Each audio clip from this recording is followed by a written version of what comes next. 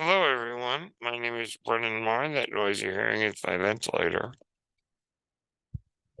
Welcome to Page Turners They Were Not, my Star Wars podcast, and another episode of the Acolyte analysis. We just got episode 4 of the Acolyte, entitled Day. And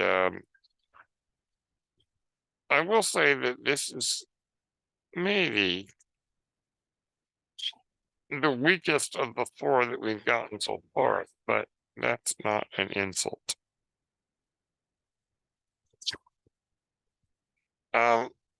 So there's some interesting stuff here, not nearly as deep of an episode as last week. But kind of the idea here is that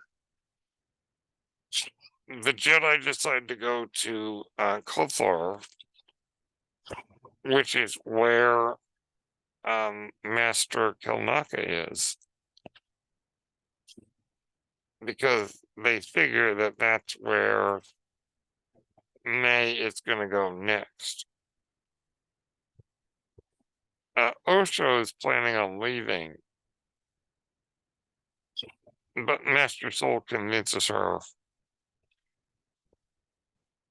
to join them on this mission. Now, I'm not going to recap the whole plot, but I do want to talk about a few things that stood out, and I want to begin with the character of Vernestra Rowe. Master Vernestra is very interesting. We met her in the High Republic novels as a teenager, and that's what we're reading in the books right now. This show is 100 years later. It's 100 years later, and therefore Vernestra is very different than she is in the books. In the books, she's very adventurous. She's very, I think, open and just wants to go out and do her thing and be this young and adventurous kid who has to deal with some really interesting things. In the Acolyte, she's more as a politician. And I don't mean political as in getting involved in the political system, but she certainly knows how to play the political game, which is not something that she did as a young Jedi. Now, some might argue that this is inconsistent, but I would argue that I won't get into spoilers for the books, but there are things that are happening in the High Republic novels that might lead to Vernestra becoming more, for lack of a better word, conservative as she gets older. Also, as people age, sometimes they can get a little bit more stuck in their ways. So Vernestra certainly knows how to play the political game. She is concerned about informing the Senate. Or rather, she doesn't want to inform the Jedi Council because they might inform the Senate that they've got May running around killing Jedi. Vernestra is basically trying to cover it up because, as she says, this would give our political enemies leverage against us. So she knows how the game of politics is played. To me, she also represents how the Jedi have gotten a little bit too involved in the political system. whenever the Jedi go around to arrest somebody, they say in the name of the Galactic Republic or in the name of the Galactic Senate. The problem is that they are not separating church and state. And I think that Vernestra kind of represents this idea that the Jedi are too indulged in politics for their own good. And therefore, at least in her mind, they have to play the political game because it sounds like the Jedi have political enemies. I'd be interested to know more about who are those enemies. I'd be interested to find out later down the road. So Vernestra is very different than she is in the books because I think there are things that have happened in the books, at least the way I interpret them, that have led her to become more not as much of a free spirit as she once was. So I did want to mention that, but also I think that Vernestra here is making a mistake, a very big mistake, of not informing the Jedi of what's going on. Now, it may turn out that she ends up being right, but at the moment, I don't think she's in the right. But I think I understand her fear. Now, the last episode of the show, Destiny, Mother Anastasia says, don't make your decision out of fear. I think that the Jedi, the witches, and many, many others are making decisions out of fear. That's kind of the lesson here. As Yoda says, fear leads to anger, anger leads to hate, hate leads to suffering. It's this cycle.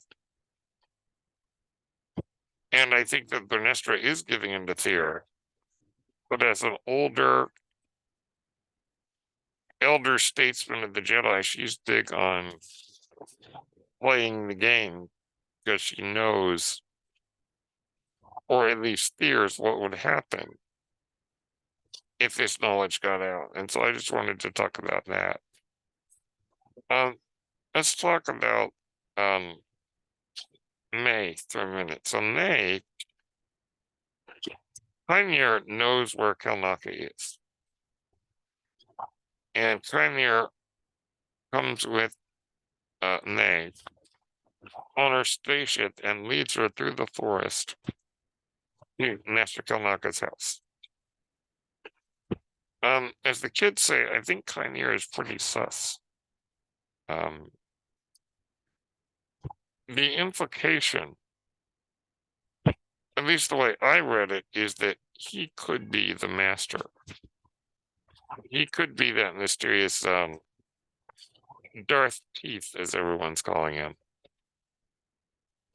I think Pioneer could be, however,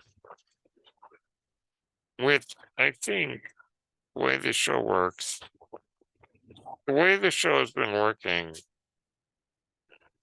is that sometimes we think we know where things are going, and then it pulls the rug out from under us. And turns out we don't know anything. So even though all these arrows might be pointing to Pioneer, it's possible that that's just a misdirect. But I think he might be the master. I think that Manny Jacinto, I think, is doing a great job of playing this kind of lovable dummy. I mean, I don't know if lovable is the right word, but playing kind of this dummy, this kind of, fast talking dummy. The kind of guy who could probably talk himself out of trouble. But I wonder if that's just a facade. That Pioneer really is more devious than we give him credit for. Now, maybe he's not the master.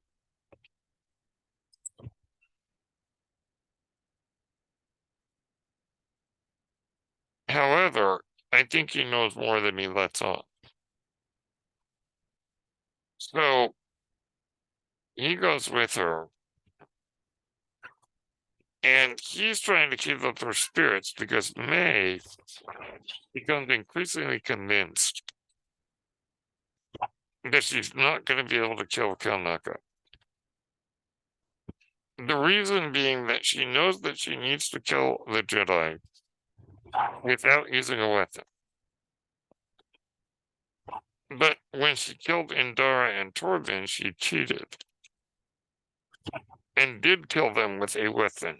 In the case of Indara, it was a dagger. In the case of Torvin, she poisoned him. Or he voluntarily took the poison.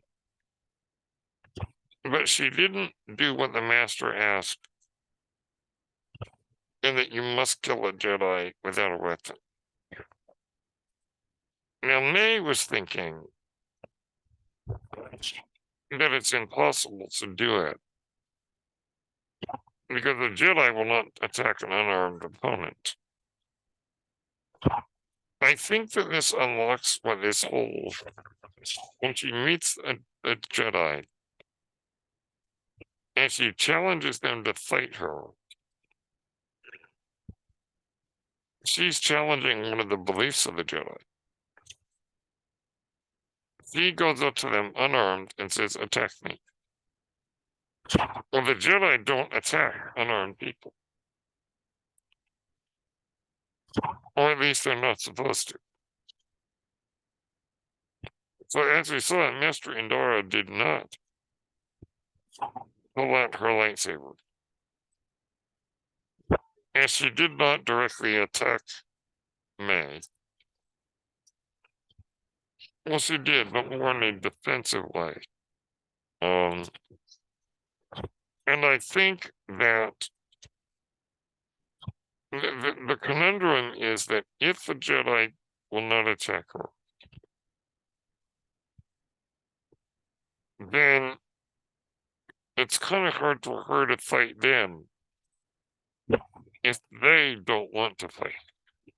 So it's almost like challenging the Jedi to a fight unarmed is a test of whether or not the Jedi will break their own rules. I think it's the Master says, you take away their lightsabers and they're nothing. But essentially what I think is going on is that May is trying to get the Jedi to break their code.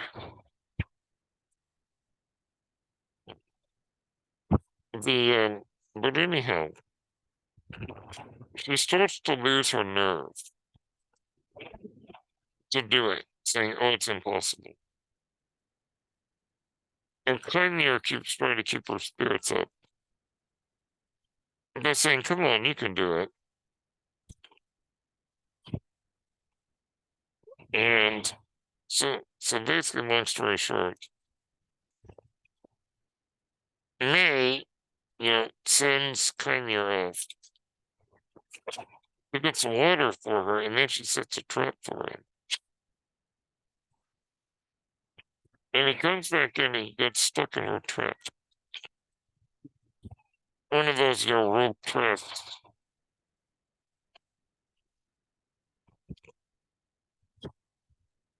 So he's hanging upside down.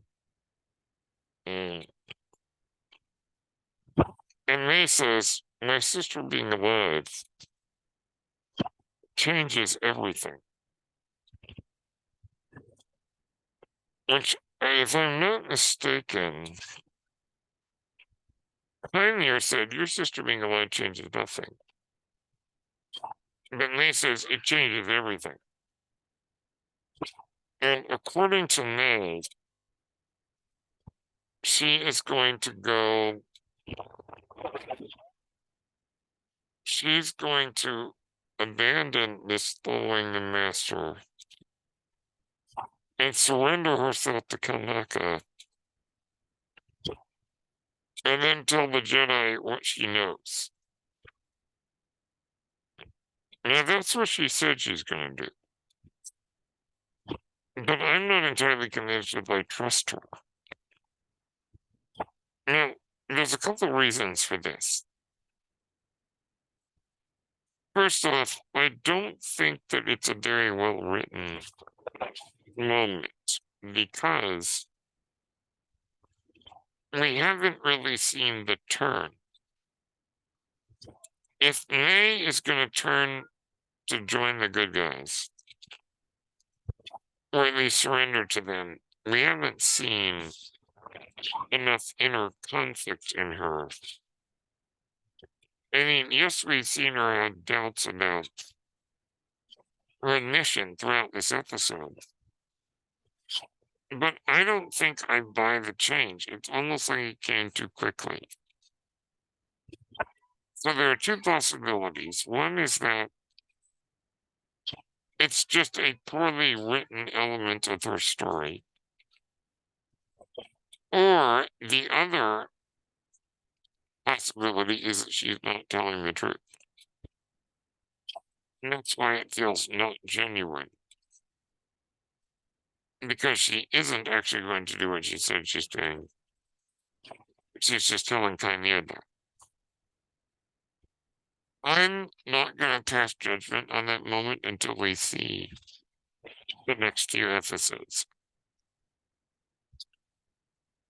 And then I'll decide whether or not it's a badly written element of her character or it's a lie and therefore intentionally rather out of left field.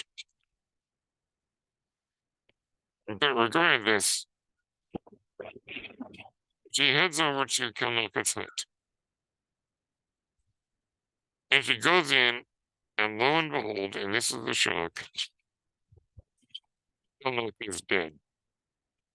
Looks like a lightsaber cut across his chest. Now, May says, oh no, he's here. Because it sounds like she thinks the Master killed Kelnacca. Now, I wonder, did the Master kill Kelnacca? Or did Kelnacca kill himself?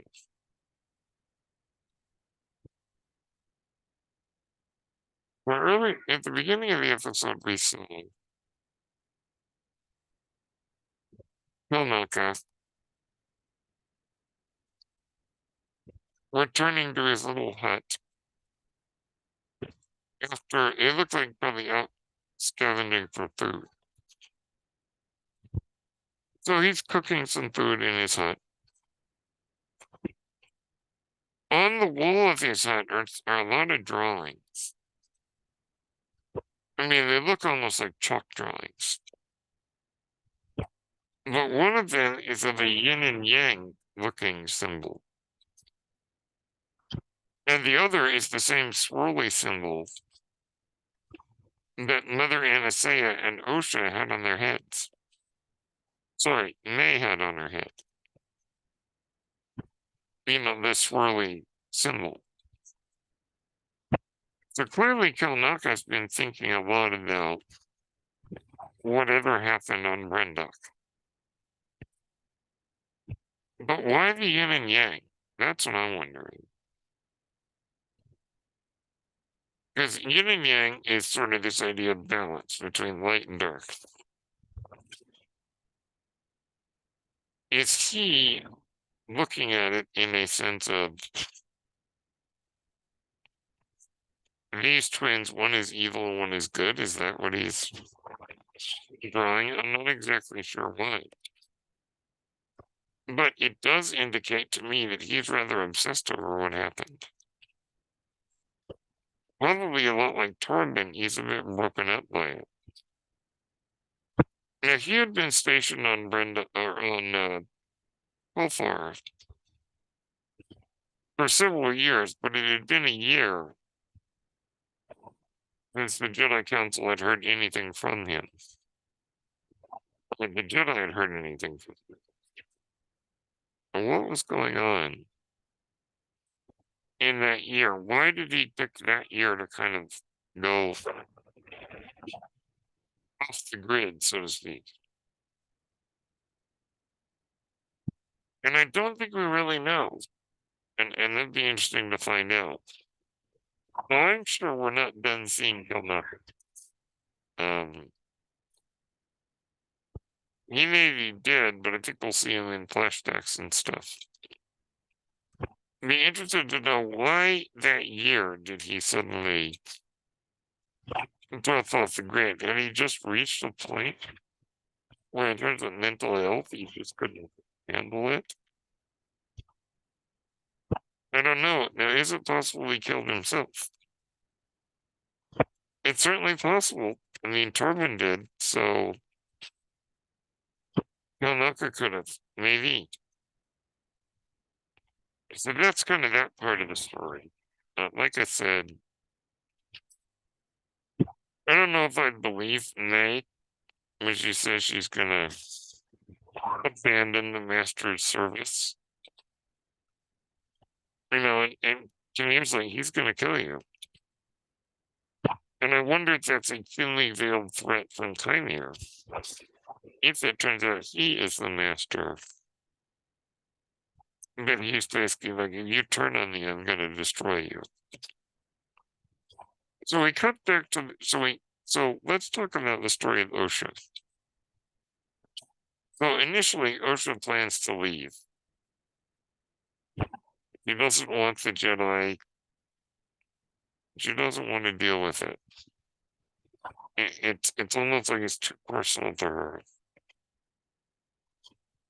So she leaves, and Jackie's very upset that Osha's gonna leave. Jackie and Osha have a really, really nice friendship. I really like it. And Jackie, you know, young, up and coming Jedi Padawan, you know, sees that Osha's connection to May is very strong. And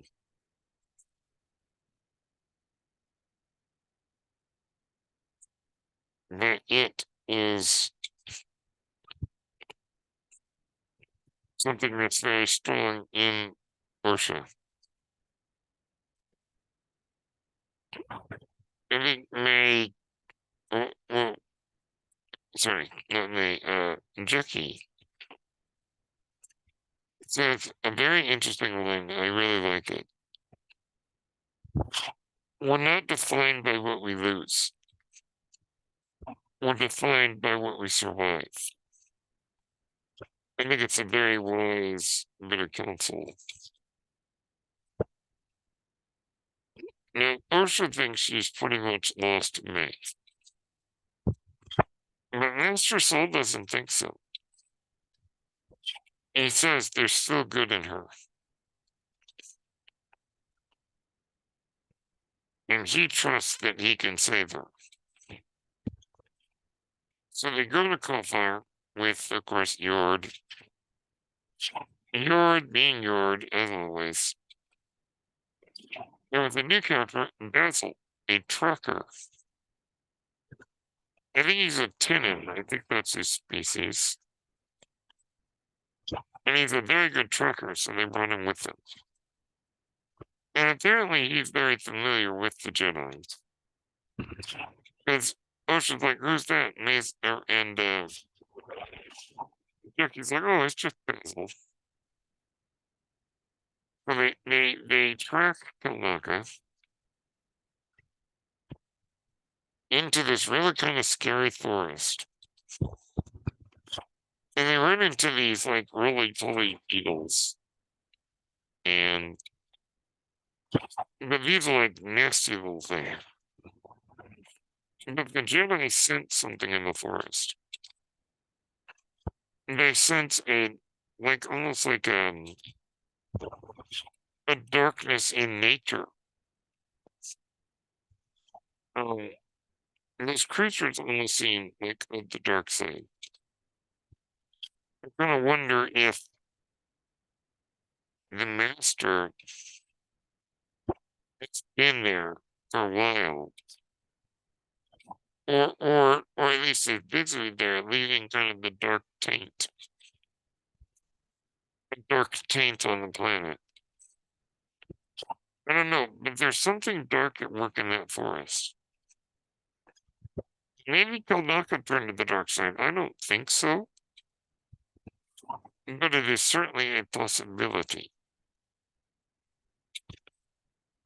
But there is darkness in nature. There's an imbalance going on in that forest. And so they travel along,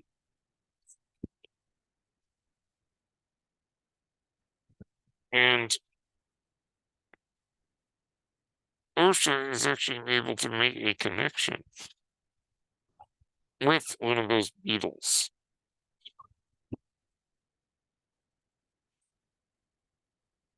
In the sense that she senses it. And she can sense it through the force. But it makes her concerned that not only a few seconds after she made that connection with it was killed.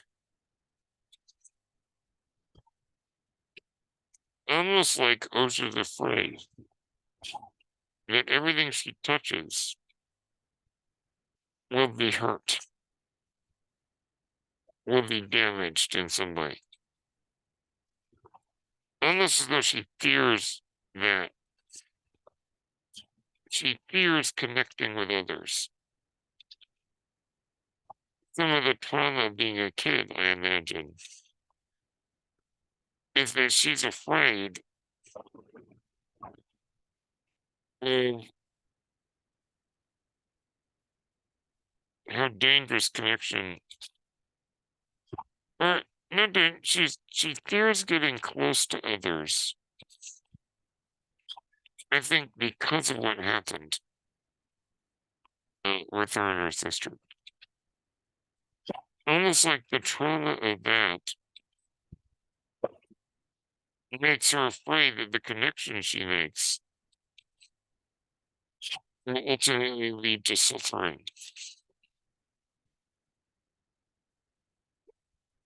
It seems that she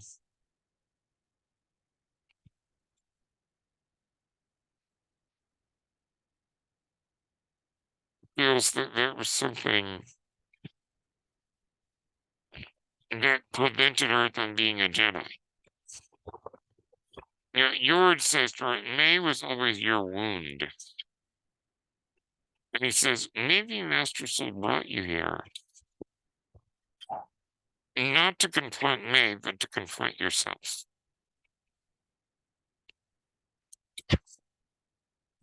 And I think we may see more of that next episode.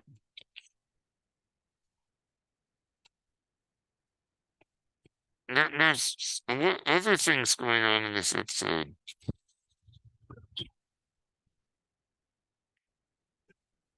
That we could get into, like there seem to be factions within the Jedi. Not all the Jedi are on the same page. Now, there's an interesting moment in the episode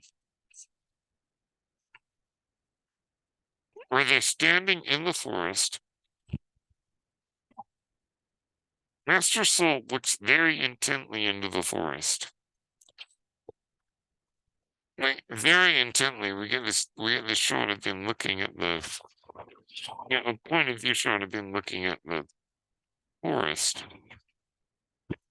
But something about it is bothering Master Soul.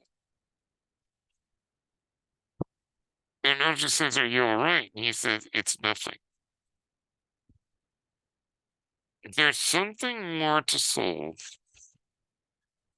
that's going on here that I'm not sure what that moment was. But there's something bothering him. Now, I don't know if he senses that Kelnacca is dead, or he senses the master, or it's kind of a PTSD moment. I'm interested to know what it is he felt that he was nervous about.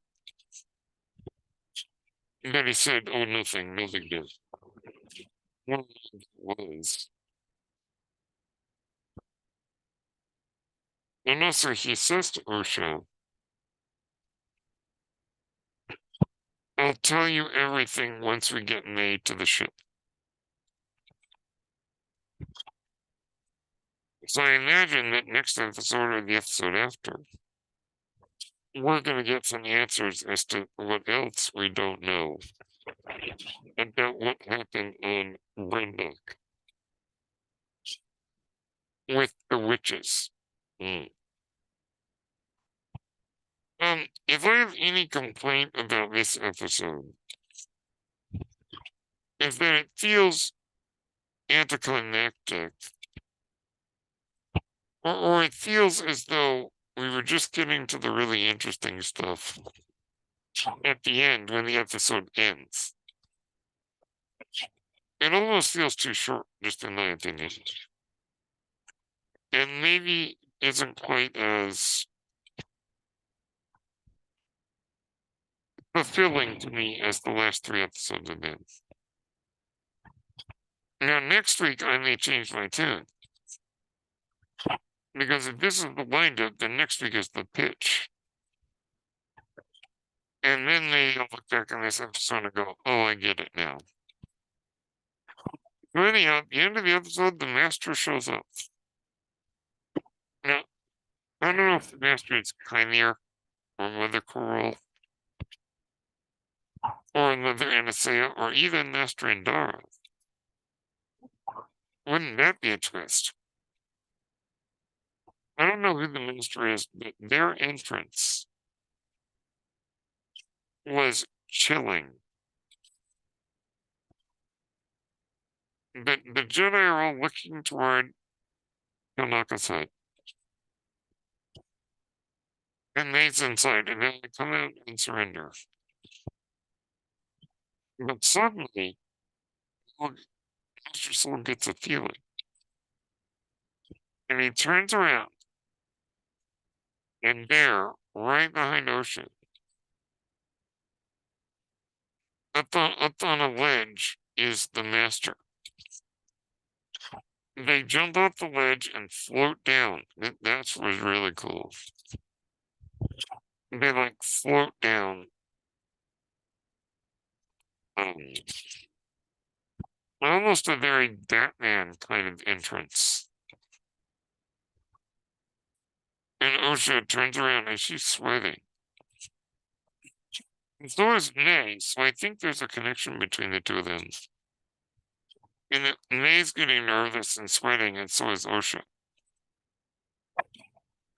Almost like whatever connects them is they're emotionally connected. And Osha turns around, sweat on her face. There's Darth Teeth. There's the Master in his cracked helmet with teeth. If you ask me, the helmet looks like a sperm whale head. Like a sperm whale's face.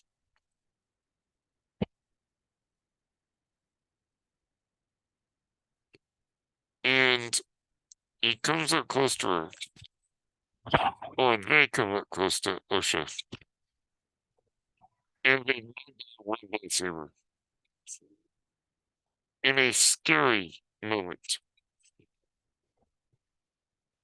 Beautiful cinematography, by the way. But the Master doesn't seem to care about Osha in this moment. With a simple gesture, they flick Osha to the side with the Force. The Jedi ignite their lightsabers and rush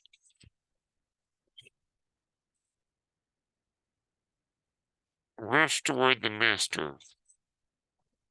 And then with the Force, he sends a big shockwave, sending them flying, and that's the end of the episode. Like I said, I would have liked to have seen a longer episode. But I think that when next week happens, I'll appreciate this episode more.